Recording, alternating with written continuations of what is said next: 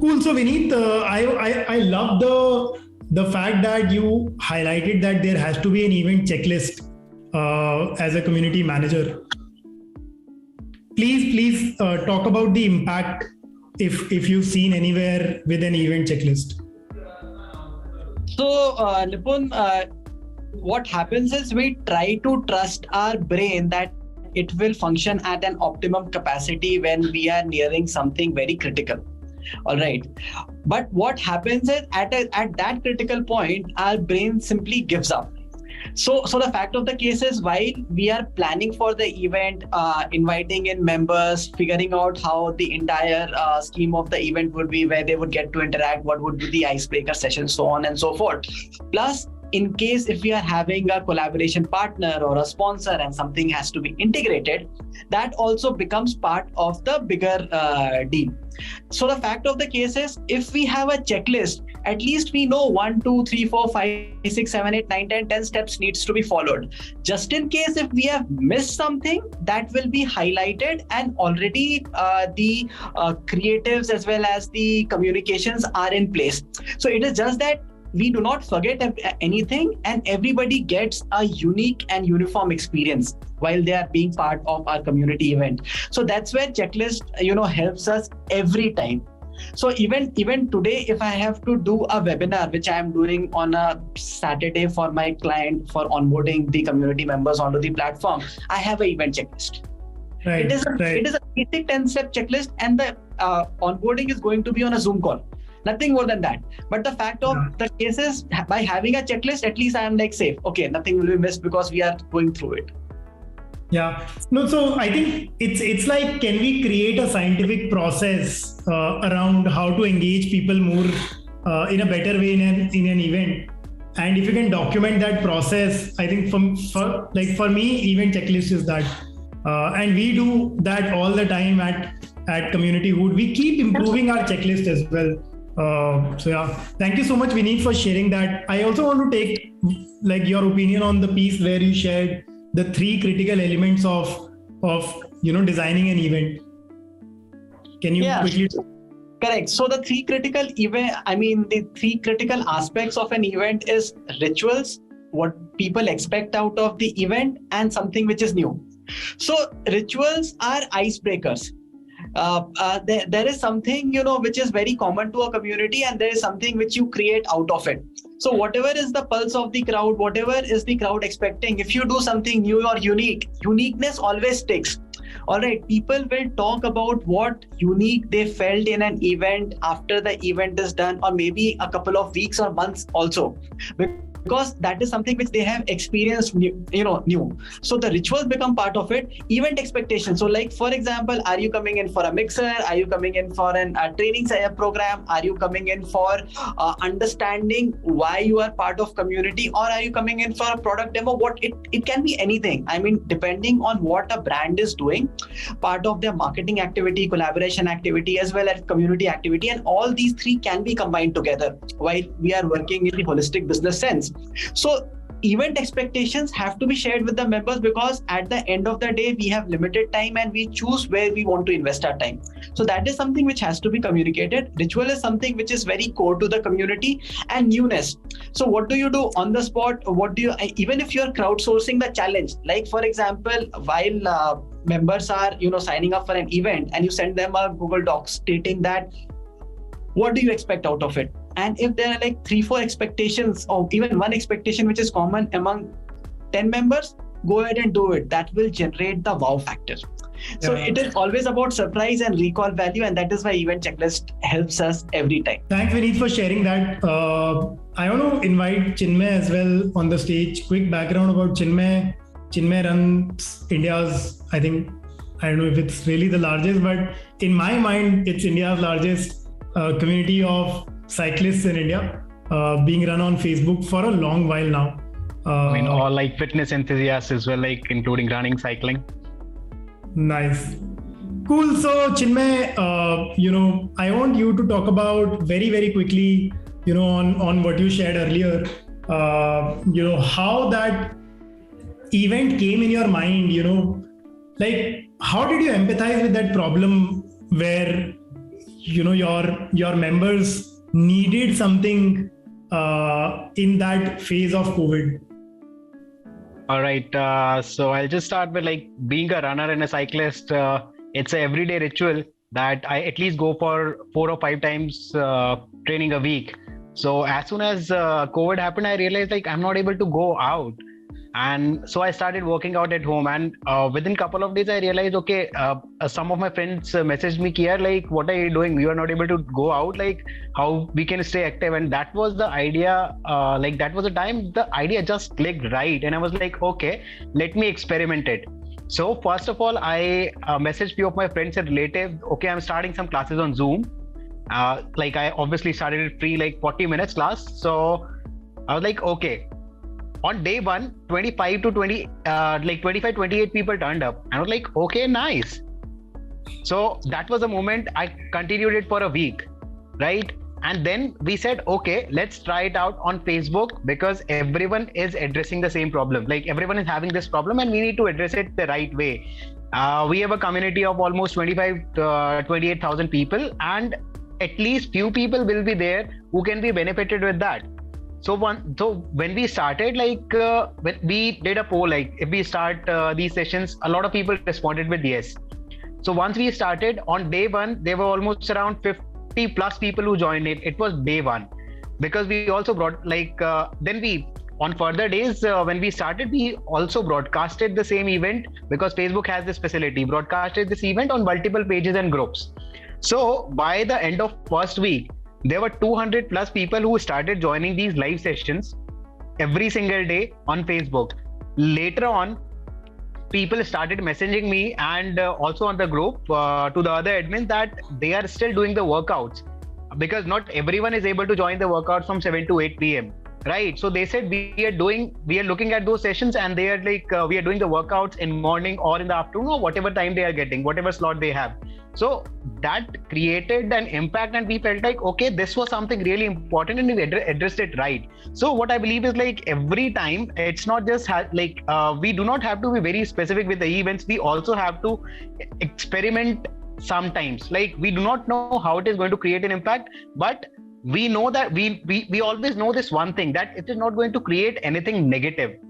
If the impact is even neutral, it is perfectly fine to experiment, because there is a very high probability that it can convert into a very positive impact, and people will feel more belonged, and they will feel like more responsible within the community. Afterwards, people started posting their own workout, they started tagging more people, they started inviting more people. And instead of us, like when we were only sharing the events at different places, people also started sharing these events into different places, to the groups they were part of, to the pages they were part of. So the reach was amplified, which was beyond our thought. Like we just when we started, we couldn't even think like it would reach this amount of people.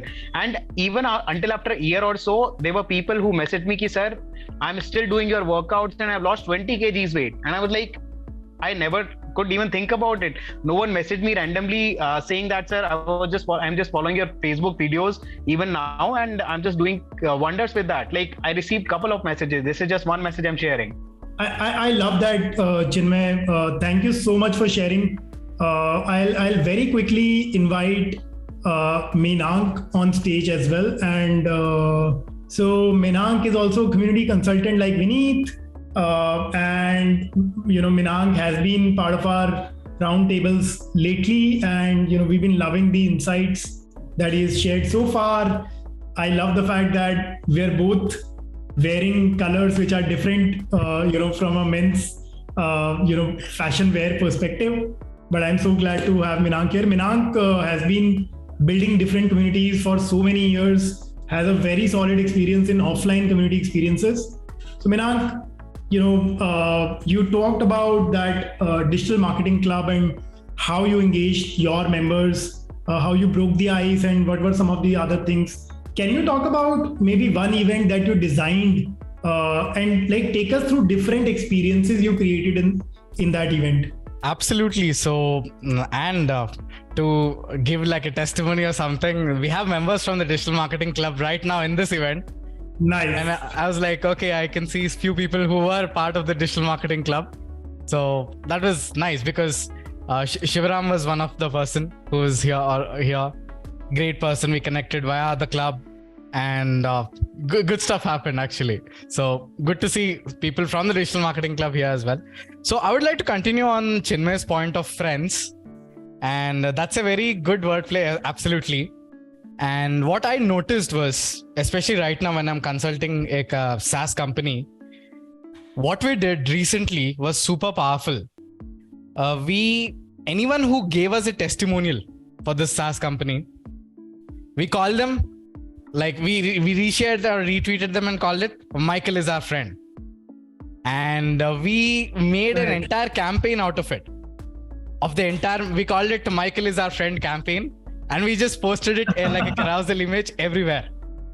And I can just I'm sure I can share my screen. So this is what it is. Meet Michael, our new friend.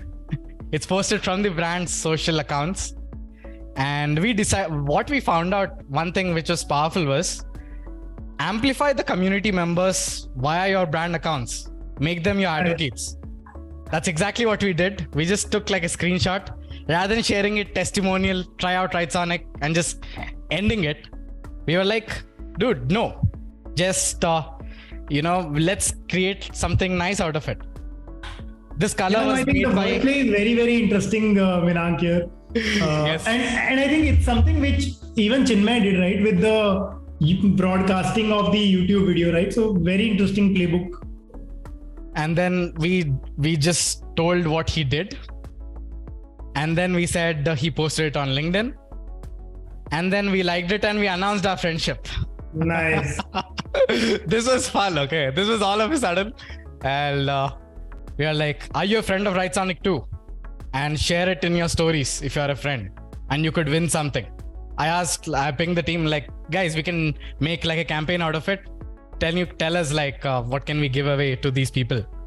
Then we jammed on, since it's an AI company, Alexa would be a good one. So Alexa, and then what happened was people started sharing on their stories. Everyone is like, Wrightsonic is my friend. Wrightsonic, one second. Yeah, Wrightsonic is my friend, etc. People started resharing it. We were like, from one testimonial, it led to so many other things. So Nice. Absolutely, amplifying community members like that definitely helps. Expanding on the Chinmay's friendship part. But other than that, I've done events both offline and online. Online would be around 400, 500 plus events. Offline, the Digital Marketing Club, we used to do event every single month. I specifically spoke about the engagement of how we can ask them questions like KBC type questions. So when you're doing an online event, which most of us will be doing some or the other day as a community manager, we can then we can invite a guest, we can keep on speaking, but what's going to happen is they're going to get bored. It's going to turn stale. We need to create like a pattern interrupt. I got this idea when my mom was watching KBC and they're like, Darshako ke liye question.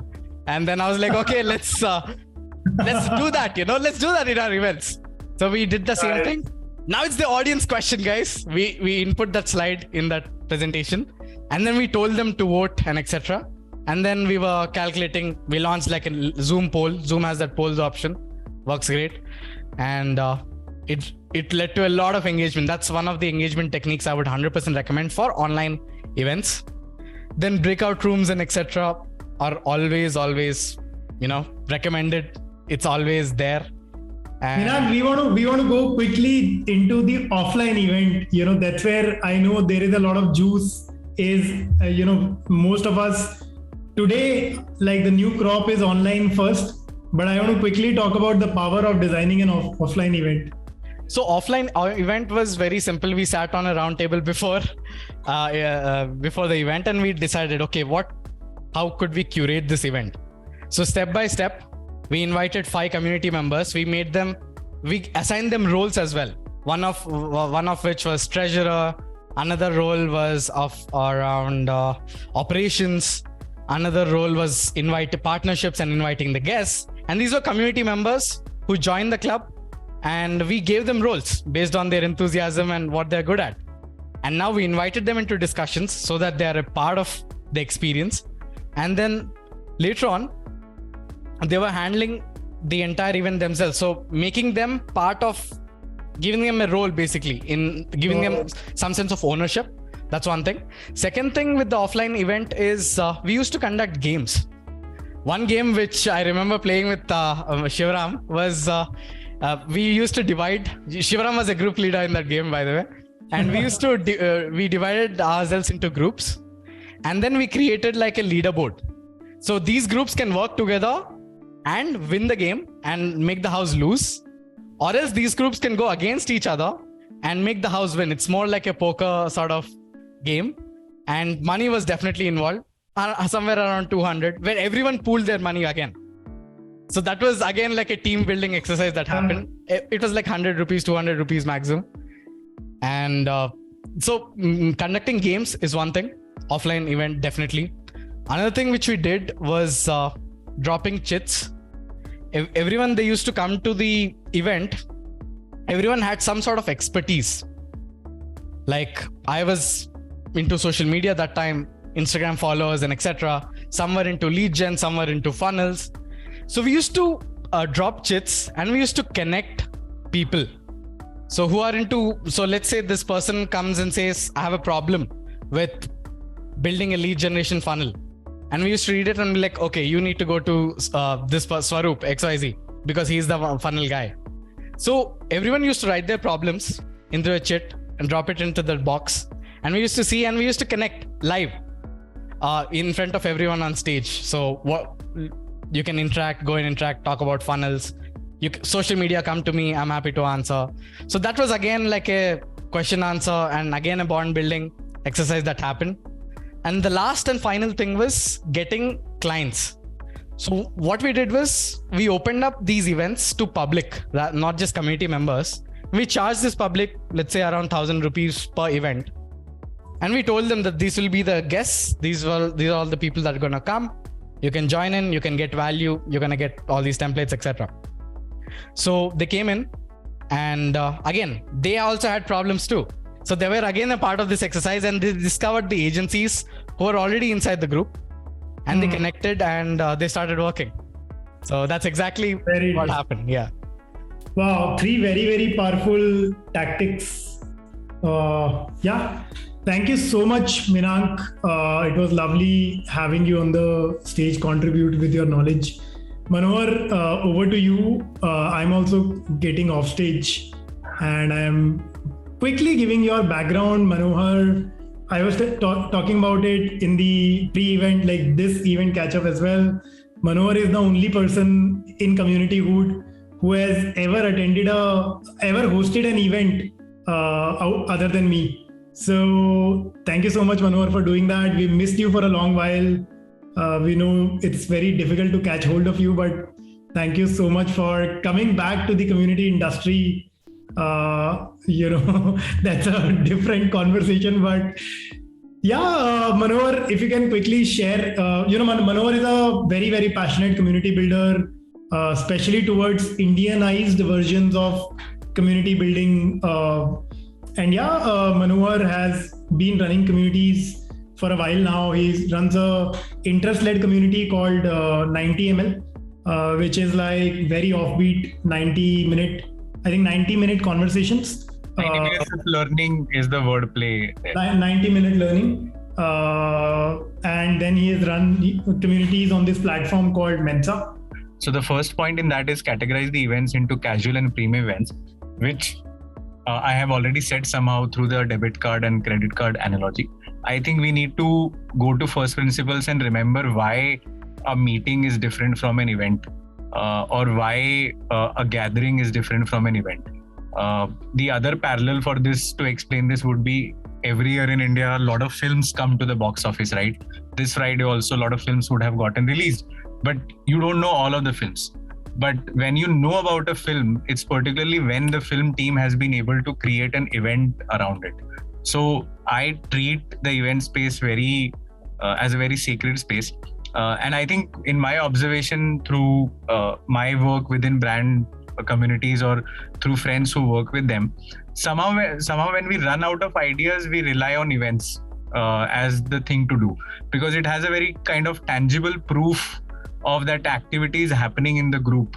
But actually, you should not take out your best weapon very conveniently. Event should remain a premium space, and you should treat it in a way that it's more exclusive. You can always create meetings, create other things, but to market something as an event, you really need to add that substance into it and treat it as a premium thing. Not just that your community is active because you did 5 events or 10 events, or you need to justify your ROI to the business. So how do you do it? You're running out of ideas, so you just do an event. And I think it may be a difficult conversation internally, but having it is worth, and looking at unlikely places for ideas like the religious spaces I said could help you in ideating better. The second point is a moment in the online space can become an event offline. I think this is more of an observation, not something I realized on my own. During the days of Mensa, when I was working with them, there were various circles. People used to create circles are basically audio rooms, just like Clubhouse used to have or still has.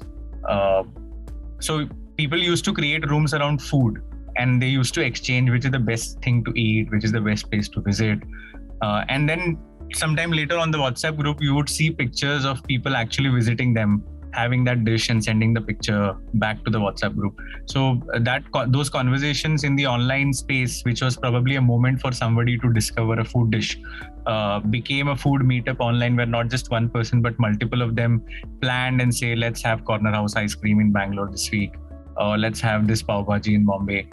And then they share pictures. So this is not necessarily driven by the community manager or the brand, but this is a moment. So if you keep an eye on the online moments in your space, whether it's a small conversation in the Slack channel or whether it's an action performed by a community member, if there is a moment, there is a potential that it can translate into a physical event, and it can very well stand out from other conventional events.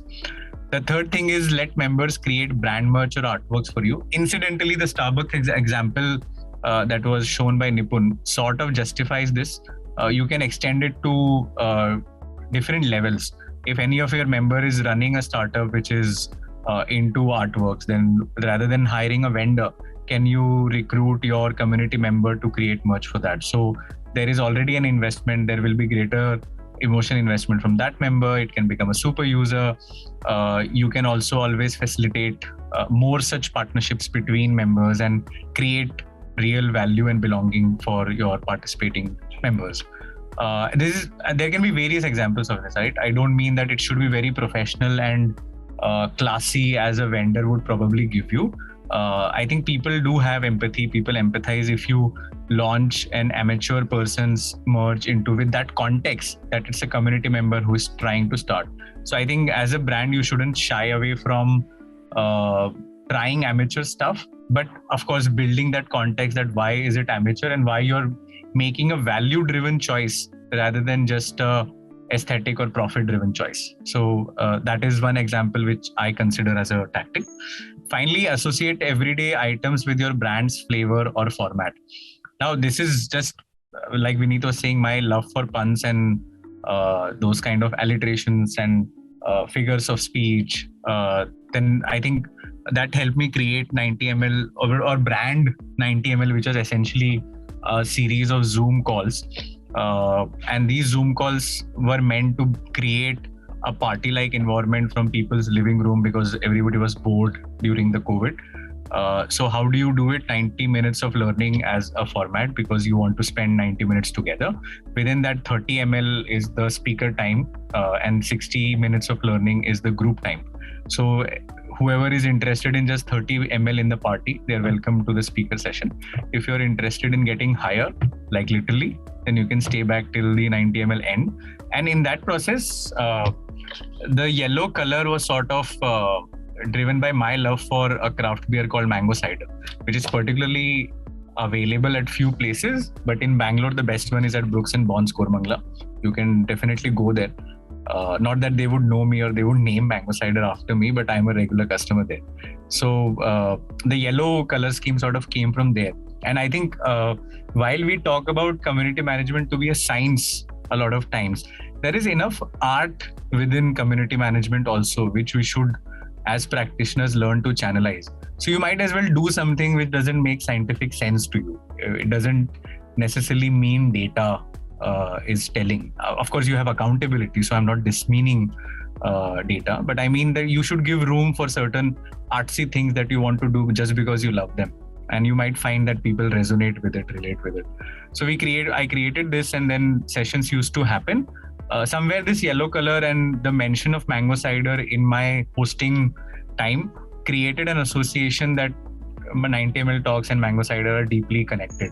And when I observed that one fine day when we, I think, completed the 10th talk or something as a milestone, I ordered one bottle of 90ml for almost 12 to 15 members staying in Bangalore, and I just home delivered it to them. So some of them were tasting it for the first time. Some of them were already aware of it, and they thanked me for that. But what that did is, whenever people saw 90 mango cider anywhere, people still tag me, or sometimes 90ml also. People who are only part of 90ml, for them it's a deep association. So if you can find an item from everyday life where you can create recall, I think it's a great way to have that strong association without spending dollars around it.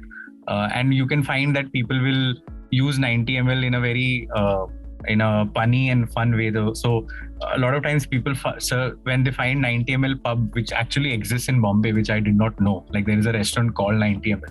So people would, when they're passing by, they click a picture and send. If they find an article with something like a film which is named 90ml, they would send screenshot of that.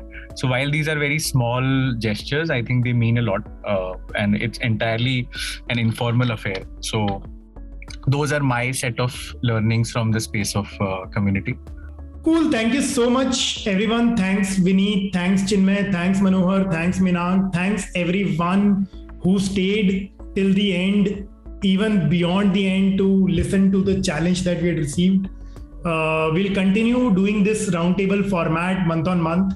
So I'll definitely see you in the next roundtable. But I would love to see you in our next panel discussion as well. And thank you so much. Have a great evening. Have a great night.